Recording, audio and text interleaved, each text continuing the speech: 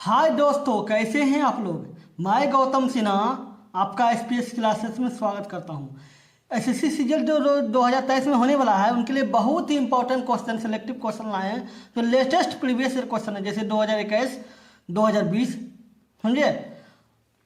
उनका previous year का जो क्वेश्चन चल रहा है, इंपॉर्टेंट क्वेश्चन जो 23 के लिए इंपॉर्टेंट है, उसमें पार्ट 36 तक हो चुका है। ये पार्ट 37 है। चलिए देखते हैं पार्ट 37 का क्वेश्चन नंबर 1 क्या बोला है। बहुत इंपॉर्टेंट सब क्वेश्चन, इसलिए ध्यान से देखिए। आप बाकी पार्ट 26 तक नहीं देखें तो देख लीजिएगा। वीडियो डिस्क्रिप्शन में इस वीडियो का लिंक दे देंगे, ठीक है। और बहुत कुछ बताए हैं इस चैनल पे, और सबका लिंक आपको डिस्क्रिप्शन में मिल जाएगा। क्या बोला है, ए बी केंद्र ओ वाले वृत्त का व्यास है। तो केंद्र पे, ठीक है, पूरा पढ़ लेते हैं। वृत्त के बिंदु सी पर खींची गई स्पर्श रेखा ए बी बढ़ाए जाने पर बिंदु सी क्यू पर मिलती है, ठीक है। तो बोला सी ए बी 42 डिग्री है, तो सी क्यू ए का मान क्या होगा। पहले बना लीजिए क्या, ओ वृत्त वाले वृत्त का व्यास है, ठीक है। ये वृत्त है, इसका क्या है, ओ केंद्र है, ठीक है, ओ केंद्र है।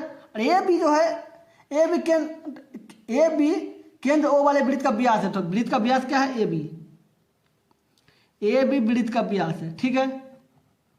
अब क्या बोला है, वृत्त के बिंदु सी पर खींची गई स्पर्श रेखा ए बी को बढ़ाए जाने पर क्यू पर मिलती है। मतलब ए बी को बढ़ाया जाएगा ना, ये क्यू, और सी पर खींची गई स्पर्श रेखा, सी पर जो स्पर्श रेखा इसे खींचा है, ठीक है, सी पर, वो क्यू पर जाके मिलती है, ठीक है, क्यू पर मिलती है। तो बोल रहा है सी ए बी 42 डिग्री है। मतलब अगर इसको ऐसे मिला दिया जाए, ठीक है, इसको ऐसे मिला दिया जाए तो सी ए बी ये वाला कोण 42 डिग्री है, ठीक है। तो बोल रहा है कि सी क्यू ए का मान, ये वाला मान क्या होगा, ये वाला इसका मान क्या होगा, ये पूछ रहा है, ठीक है। एक बात जान लीजिए, अगर वृत्त का व्यास जो है परिधि पर कोण बनाती है तो वो 90 डिग्री कोण होता है। परिधि पर कोण क्या होता है, 90 डिग्री का। तो 90 डिग्री कोण होता है, तो कोण क्या हो जाएगा, ये हम लिख देते हैं। द व्यास द्वारा, जो भी स्टेटमेंट होता है हम लिखते जाएंगे। व्यास द्वारा परिधि पर बना कोण, व्यास है, इसके द्वारा परिधि पर बना कोण 90 डिग्री होता है, ठीक है। और एक बात जान लीजिए, स्पर्श रेखा से लेके इस स्पर्श रेखा से जो कोण बना उसका दूसरा भाग है, पहला भाग ये है, दूसरा भाग का जो कोण बनता है ये 42 डिग्री होता है, सेम बराबर होता है। मतलब ये 42 होगा तो ये भी 42 होगा। तो स्पर्श रेखा से जो कोण बनेगा, मतलब ये कोण बनेगा उसका दूसरा भाग, तो पहला भाग ये हो गया, दूसरा भाग ये हो गया, ठीक है। तो ये आपका 42 डिग्री है, तो ये दोनों बराबर होता है। तो ये 42 डिग्री, तो ये 42 डिग्री। अगर आप इसको त्रिभुज मानिए, सी ए बी त्रिभुज मानिए, त्रिभुज का तीनों कोण का मान 180 डिग्री होता है, ठीक है। ये आपका 90 हो गया, ये 42 हो गया, तो ये आपका 48 हो जाएगा। 48, 42 और 90 मिलाइएगा तो 180 डिग्री हो जाएगा, ठीक है। 180 डिग्री तो आपका पुर गया, ठीक है। अब बताइए, त्रिभुज तीनों कोण का मान 180 डिग्री होता है, तो हम बता दिए। अब देखे होंगे को अगर कोई वृत्त रहता है वो आधा रहता है, ये आधा ऐसे रहता है, तो वो 180 डिग्री होता है, 180 डिग्री होता है। जब अगर इसको भी ऐसे निकालेंगे तो ये 180 डिग्री बनेगा। ये अगर इधर से खींचा जाए तो 180 डिग्री बनेगा। ये आपका 48 है, तो ये सोचिए क्या होगा। 180 में 48 घटा दीजिए, 180 में 48 घटाइए, 2 यहाँ बच गया 7, 132, ठीक है। ये 132 डिग्री हो जाएगा, ठीक है, क्योंकि दोनों मिला के 180 डिग्री होता है। अब अगर ये त्रिभुज तो देख लिए, अब इस त्रिभुज पे आ जाइए, इस त्रिभुज को सी ए बी पे, सी क्यू बी पे, ठीक है। तो त्रिभुज के तीनों कोण का मान 180 डिग्री होता है, ठीक है। एक कोण आपका 132 है, एक कोण 42 है, तो जोड़िए कितना हो गया, 4 174। तीनों कोण का मान कितना होता है, 180 डिग्री। तो 174, तो ये 6 डिग्री होगा, तभी तो तीनों मिला के 180 डिग्री पड़ेगा। अब पूछ क्या रहा है, सी क्यू ए मतलब ये वाला कोण, तो ये वाला कोण आपका 6 डिग्री है, तो इसका आंसर 6 डिग्री होगा। हम जो भी स्टेटमेंट होता है हम ध्यान से देखिएगा, वीडियो स्किप मत कीजिए, आपको हम धीरे धीरे सब कुछ सिखा देंगे, ठीक है। चलिए देखते हैं क्वेश्चन नंबर 2। देखिए क्वेश्चन नंबर 2 क्या बोला है, A square B square C square बराबर 300 है, ठीक है। ए बी सी ए बराबर 50 है, ठीक है। तो बोला ए बी सी का मान निकालिए। तो एक बात जान लीजिए, एक सूत्र होता है A plus B plus C, इस पे होल स्क्वायर बराबर सूत्र होता है A square plus B square plus C square सूत्र है, ठीक है, plus 2 into A B C या प्लस सी ए, ये होता है सूत्र, ठीक है। ये इसके बराबर होता है, इसके बराबर ये होता है, इस सूत्र जो होता है लिख देते हैं, 1 नंबर सूत्र है, ठीक है। अब बताइए अगर ए प्लस बी प्लस सी करेंगे तो ए प्लस बी प्लस सी पे होल स्क्वायर करेंगे तो बराबर होता है ये तीनों का स्क्वायर, ठीक है। इसका क्या है 300 है तो 300 लिख देंगे, प्लस 2 और इसका मान ए बी सी और सी ए का मान क्या है 50, तो 50 लिख देंगे। क्या हो गया 300 और 100 400, ये आपका 400 गया। ए प्लस बी प्लस सी पे होल स्क्वायर 400 हो गया, तो ए प्लस बी प्लस सी क्या होगा, इस पे होल स्क्वायर है तो इस पे रूट हो जाएगा 400 का, 400 का वर्गमूल निकले तो 20 होगा, तो इसका answer A plus B plus C बराबर 20 होगा, आंसर 20 होगा। समझ गए? चलिए देखते हैं क्वेश्चन नंबर 3। देखिए 3 नंबर क्वेश्चन क्या बोला है, एक आदमी 800 रुपया के कुल मूल्य में ए और बी की 2 घड़ी खरीदता है, ठीक है। 800 रुपया लगाता है, 2 घड़ी खरीदता है ए और बी, ठीक है। वह दोनों घड़ियों को समान विक्रय मूल्य पर बेचता है और उससे दोनों को जो घड़ी बेचता है दोनों को समान मूल्य पर बेचता है, मतलब दोनों का विक्रय मूल्य होता है ना वो समान होगा, ठीक है। तो बोल रहा है कि उसे घड़ी ए पर 18% लाभ होता है, घड़ी बी पर 22% का हानि होता है, तो दोनों घड़ी का अलग अलग मूल्य निकाले, तो अलग अलग तो मूल्य होगा, विक्रय मूल्य घड़ी समान है, इसमें लाभ हुआ है एवं हानि हुआ है तो अलग अलग मूल्य होगा ही होगा, ठीक है। एक बात और, ये तो इसी मैथ का प्रीवियस ईयर चला रहे हैं, मेरा एक चैनल और है SPS एग्जाम करे क्लास, उस चैनल पे जो है ना मैथ रीजनिंग का प्रीवियस ईयर चला रहे हैं, उसमें बहुत कुछ बताएं, जैसे काउंटिंग फिगर हो गया, डाइस हो गया, कैलेंडर हो गया, सिलोजिज्म हो गया, water image measurement seating arrangement ranking test, और खास में मिसिंग नंबर जो एग्जाम में बहुत ज़्यादा पूछा जाता है, ऐसा कोई एग्जाम नहीं है अभी तक जिसमें मिसिंग नंबर नहीं पूछा जाता हो, चाहे वो मैथ में हो रीजनिंग में हो, सब में मिसिंग नंबर पूछा जाता है, इसलिए ध्यान से उस पर मिसिंग नंबर का 800 प्लस क्वेश्चन बताए हैं। अगर आप 800 क्वेश्चन प्लस प्रैक्टिस कर लेते हैं तो मेरा गारंटी है कि एक भी क्वेश्चन किसी भी एग्जाम में नहीं छूटेगा, समझ गए ना। उस चैनल का लिंक डिस्क्रिप्शन में दे देंगे, इस चैनल पे जो भी बताए हैं सबका प्लेलिस्ट डिस्क्रिप्शन में दे देंगे, समझिए, देख लीजिएगा। क्या बोला है, एक आदमी अब बता दिए, अब बताइए ये पूरा 800 रुपये लगाया तो ए का मूल्य क्या होगा, माना कि ए का मूल्य x होगा, ठीक है, तो बी का मूल्य क्या होगा 800 प्लस एक्स, 800 माइनस एक्स, क्योंकि दोनों को मिला के तो 800 है, ठीक है। एक x होगा, एक 800 माइनस एक्स होगा, अगर दोनों को जोड़ेंगे तो देखिए ए माइनस प्लस कट जाएगा, बच जाएगा 800, तो 800 तो है, ठीक है। अब क्या बोल रहा है, दोनों घड़ियों को समान विक्रय मूल्य पर बेचता, मतलब इसका जो विक्रय मूल्य निकालेगा ना दोनों बराबर होगा, तो एक पर 18% लाभ होता है, तो ए पर 18% लाभ, ए का मान क्या है x है, 18% लाभ करना है 100 प्लस 18 कर देंगे, लाभ 100 में जोड़ जाता है लाभ, इसका विक्रय मूल्य ही हो गया, ठीक है। अब बी पर जाइए, बी का क्या है 800 माइनस एक्स, इसमें क्या बोला 22% का हानि है, तो हानि होता है तो 100 में 22 घटा दीजिए, हो जाएगा कितना हो जाएगा 78 हो जाएगा, 78/100, ठीक है, 100 कट जाएगा, ठीक है, 118x हो जाएगा, 118x, और ये क्या हो जाएगा देखिए 78x, ये वाला माइनस है, अगर हम इसको इस पार करेंगे, पहले से लिख देते हैं, एक काम कीजिए इसको गुना कीजिए, 38 64 के 4 बाकी रहा 6, ठीक है, 8 से 56 अच्छा, 38 64 के 4 बाकी रहा 6, 8 से 56 6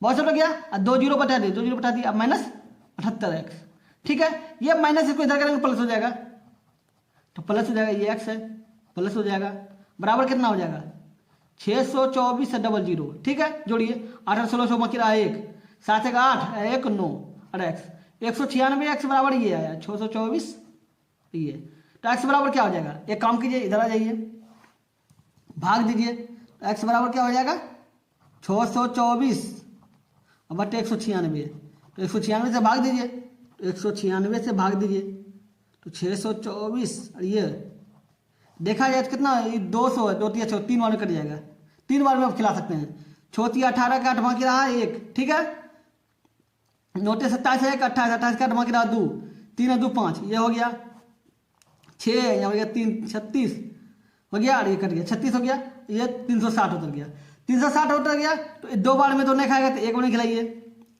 1 बार में खिलाइए।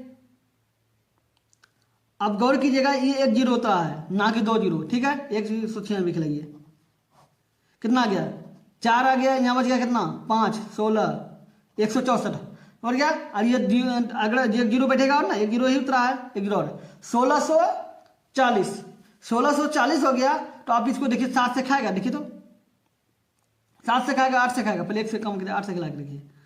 8 48 से 8 बाकी रहा 4, ठीक है। 8 9 72 4 76 6 बाकी रहा 7, 8 15 1568 खा ही जाए। कितना बार में खाया? 8 बार में, ठीक है। अब देखिए यहाँ कितना बच गया 2, यहाँ कितना बच गया 13 13 7, यहाँ बच गया 172 बचा, ठीक है। 172 बचा तो x बराबर ये आया 318 आ रहा है।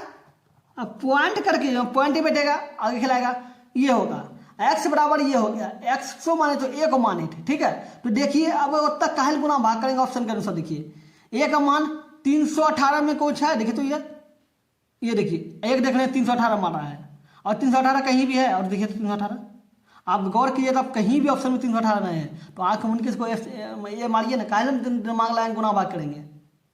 भाग दीजिएगा ना तो आप आ जाएगा, ये समझिएगा तो इतना हो जाएगा। इसलिए ऑप्शन से कभी कभी लेट करके बनाया जाता है, नहीं तो गुना भाग करके देख सकते हैं। समझ गए? 1 नंबर डी नंबर कैसे हुआ। चलिए देखते हैं क्वेश्चन नंबर 4 नंबर क्वेश्चन क्या बोला है। यदि एक निश्चित धनराशि साधारण ब्याज की दर पर 13 वर्ष में दोगुनी हो जाती है, कोई राशि साधारण ब्याज पर, याद रखिएगा साधारण ब्याज पर 13 वर्ष में दोगुना हो जाएगा, तो बड़ा दर क्या है। तो एक नियम होता है, याद रखिए नियम जो काम करे साधारण ब्याज के लिए काम करेगा, साधारण ब्याज के लिए ही काम करेगा नियम। साधारण ब्याज बराबर दर बराबर एक होता है गुना -1 बटे टी गुना 100। अब टी क्या है? टी मतलब टाइम, टाइम मतलब समय, ठीक है। कितना गुना हो रहा है? 2 गुना हो रहा है, तो 2 लिख दीजिए, अब -1 लिख दीजिए। अब बटे टाइम, टी मतलब समय, समय कितना है? 13 वर्ष है, 13 वर्ष लिख दीजिए, बटे गुना 100 कर दीजिए। इस साधारण ब्याज निकालना हो, साधारण ब्याज में इस दर अगर निकालना हो तो ये सूत्र होता है, ठीक है। एक ट्रिक है ये, गुना 100 बटे 13 मतलब 100 बटे 13, 13 सत्ती 91, 7 आ गया 91, 9 बच गया 0, तो कितना हो गया 90, 90 तो 13 5 65 78 13 सत्ती 91, 13 सत्ती नहीं होगा 13 78 होगा। 7.6 7.6 देखिए 7.6 कहीं पे है, एक के ऑप्शन है, कह लो तब माथा पच्ची करेंगे उतना निकालेंगे, बस यही आगे जाके 9 हो जाएगा। तो मार दीजिए ऑप्शन नहीं, ऑप्शन सिलेक्ट करके बनाइए, बहुत कम समय बनेगा। दिमाग कभी कभी ऑप्शन लगाइए, समझ गए ना, जहां जा रहे कैलकुलेशन होगा। चलिए देखते हैं क्वेश्चन नंबर 5। देखिए क्वेश्चन नंबर 5, मैं डेली वीडियो अपलोड करता हूं इसलिए मेरे चैनल से लगे रहिएगा। चलिए क्या बोला है, यदि किसी वृत्त की त्रिज्या में 11% की कमी की जाती है, वृत्त का त्रिज्या में 11% की कमी की जाती है, तो वृत्त के क्षेत्रफल में हुई कमी को ज्ञात करें, ठीक है। अब एक बात रही वृत्त का क्षेत्रफल होता क्या? पाई आर स्क्वायर, ये होता है। इसमें आर स्क्वायर मतलब क्या है? आर 2 गो है, 2 गो आर है, ठीक है। तो जब आर 2 गो है तो एक बात याद रखिएगा कि पहले 11% कमी हुआ है, फिर 11% कमी होगा, 2 बार होगा, त्रिज्या आर होता है, 2 बार कमी होगा। तो एक बात जान ली, इस तरह का क्वेश्चन को बनाने के लिए बहुत आसान तरीका बताते हैं। देखिए अगर आपको कमी बोलेगा तो माइनस लिख दीजिए 11, लेकिन 2 बार कमी बोला तो फिर माइनस लिख दीजिए, ठीक है। अब माइनस और माइनस मिला कितना हो गया? प्लस हो गया। जो जो लिखिए कमी है प्लस, समझे, उसी को गुना कर दीजिए, अब बटे 100 कर दीजिए। इस तरह का ऑप्शन का इसी तरह का बनाना है। माइनस कमी था इसलिए माइनस माइनस किए, ठीक है। अब वृद्धि इधर प्लस प्लस करते तो माइनस और माइनस मिला के प्लस होता है, ठीक है। ये दोनों का कट गया, कितना बच गया? 21 11 दूनी 22 हो गया, लेकिन माइनस में होगा, ठीक है, माइनस में। अब प्लस ये 121 बटे 100 क्या था? -22 प्लस 1 ये हो गया। अब इसको घटाइएगा तो क्या हो जाएगा पता है आपको? आपका ये हो जाएगा 20.79, तो ये कितना हो जाएगा? परसेंट हो जाएगा। टी जो है प्रतिशत निकल रहा है, ठीक है, इसका प्रतिशत के रूप में निकल रहा है, ये प्रतिशत निकाला था, आपको प्रतिशत निकाल दिए। करना क्या था? जितना बार था, लेकिन हाँ याद रखिए एक बार में रूल 2 बार में काम करता है, याद रखिएगा, ठीक है। इसको जानते क्या बोला जाता है? ए बी, यहाँ प्लस माइनस दीजिए, प्लस दीजिए या माइनस दीजिए, यहाँ भी प्लस दीजिए माइनस दीजिए, और उसके अनुपात जो अनुसार होगा प्लस या माइनस उसके अनुपात ये दीजिए, और ए बी लिख दीजिए, या बटे 100 लिख दीजिए। इस सूत्र पे काम करता है ये 2 लिखाता है, ठीक है। जो लिखा है सेम वही गुना हो गया, ये सूत्र पे काम करता है। याद रखिए अगर वृद्धि बोले तो प्लस लिखिएगा, कमी बोले तो माइनस लिखिएगा, या कमी बोले अगर वृद्धि लिखिएगा, या दोनों में कमी है, ठीक है, तो माइनस कर दिए। समझ गए? चलिए देखते हैं क्वेश्चन नंबर 6 नंबर क्वेश्चन क्या बोला? 5 लगातार विषम संख्या का औसत m है, ठीक है। अगर अगली 3 विषम संख्या को शामिल कर दिया जाए तो औसत में कितनी वृद्धि होगी? 5 लगातार विषम संख्या है, लगातार विषम संख्या है तो पहला विषम संख्या 1 होगा, दूसरा 3 होगा, तीसरा 5 होगा, चौथा 7 होगा और फिर 9 होगा। विषम है, अगर औसत निकालना है तो 5 से भाग दे दीजिए, ठीक है। 5 संख्या के अनुसार 9 1 10, 10 10 20 5 25, 25/5 5। 5 जो संख्या हुआ लगातार विषम संख्या का औसत कितना आया? 5 आया, ठीक है। अब बोला 3 संख्या जोड़ दिया जाए, अगली 3 संख्या जोड़ दिया जाए तो 9 है, इन टोटल का योग कितना आया? 25 आया है ऊपर, ठीक है। 3 संख्या जोड़ना है तो 9 के बाद क्या होगा? 11 होगा, फिर 13 होगा और फिर 15 होगा। ये 5 संख्या था टोटल मिला के 25 तक, और 3 संख्या मिल गया तो 8 संख्या होगा, तो 8 से भाग दे दीजिए। तो जोड़िए 25 और 15 40, 40 10 50 51, 51 3 54, 54 10 64, 64/8, 8 काट गया 8। अब ये औसत कितना हो गया? 8 हो गया। अब गौर कीजिएगा, पहले 5 था फिर 8 हो गया तो कितना बढ़ा? 3 बढ़ा, तो वृद्धि कितना हो जाएगा? तो 3 हो जाएगा। इसका आंसर ये होगा। समझ गए ना? बहुत आसान तरीका से समझाए। चलिए देखते हैं क्वेश्चन नंबर 7। देखिए 7वां क्वेश्चन, हमको भी एक्स वाई जाने नहीं मानते हैं, आपको ऐसा तरीका बताते हैं उसमें हम एक्स वाई करके मान निकाल सकते थे जैसे औसत जो था, लेकिन आपको सिंपल तरीका समझाए। इसमें भी देखिए सिंपल तरीका समझाएंगे। क्या बोला है? एक धन पूर्णांक n को 9 से विभाजित किया जाता है तो शेषफल के रूप में 2 प्राप्त होता है, ठीक है। तो निम्नलिखित की संख्या को 7 से विभाजित करने से शेषफल 0 प्राप्त होगा। तो एक बार बताइए, क्या बोल रहा है? n को 7 से विभाजित करने पर 2 शेषफल बनता है। कौन संख्या को 7 से विभाजित करेंगे तो 2 शेषफल बनेगा? अगर हम n को 9 मानते हैं, 9 को 7 से विभाजित किया तो शेषफल तो 2 आएगा ही आएगा, तो n को 9 मान लीजिए, ठीक है। दिमाग लगानी चीजें। अब क्या बोल रहा है? किस संख्या को 7 से विभाजित करने पर शेषफल 0 आएगा, मतलब शेषफल नहीं आएगा। तो ये पहला क्वेश्चन के देखिए, 9 और 5 14, 14 को 7 से भाग देंगे तो शेषफल तो 0 आएगा। फिर देखिए 9 2 9, यहाँ 9 माने तो 9 2 11 हो गया, तो 11 से 7 से भाग लगेगा, ये तो कट ही गया। फिर इसको देखिए 9, अब यहाँ पर कितना मानते? 9 माने थे, 9 में से 5 गया 4, 4 में 7 से भाग लगेगा, नहीं तो ये भी कट गया, ठीक है। ये देखिए 9 और 1 10, 10 में 7 से भाग लगेगा, नहीं लगेगा तो फिर कट गया, तो ये भी कट गया। ऑप्शन ये होगा। समझ गए? क्योंकि 9 है, 9 5 14, 14 को 7 से भाग दीजिएगा, 7 से भाग देना बोल रहा है तो 2 बार में कट जाएगा, तो शेष तो 0 ही बचेगा ना, तो शेषफल 0 आ रहा है, तो इसका आंसर ये होगा। समझ गए? चलिए देखते हैं क्वेश्चन नंबर 8। देखिए क्वेश्चन नंबर 8 क्या बोला है? किसी दुकानदार के लिए एक वस्तु का क्रय मूल्य x था, ठीक है, कोई x था, इसलिए उस वस्तु पर क्रय मूल्य से 15% अधिक अंकित किया। जितना वस्तु मूल्य था ना उसका 15% अधिक मूल्य अंकित कर दिया, लिख दिया उसका कीमत, ठीक है। बाद में उसने इस वस्तु को उसके अंकित मूल्य पर 25% की छूट दे दिया।